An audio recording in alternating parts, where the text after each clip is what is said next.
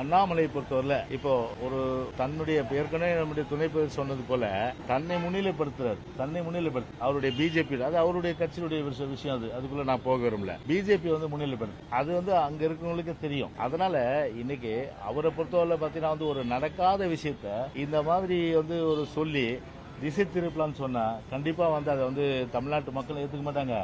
அதே போல தொண்டர்கள் ஏத்துக்க மாட்டாங்க, யாருமே ஏத்துக்க மாட்டாங்க. கண்டிப்பா அவருடைய பாணி எப்படின்னு தெரியும்.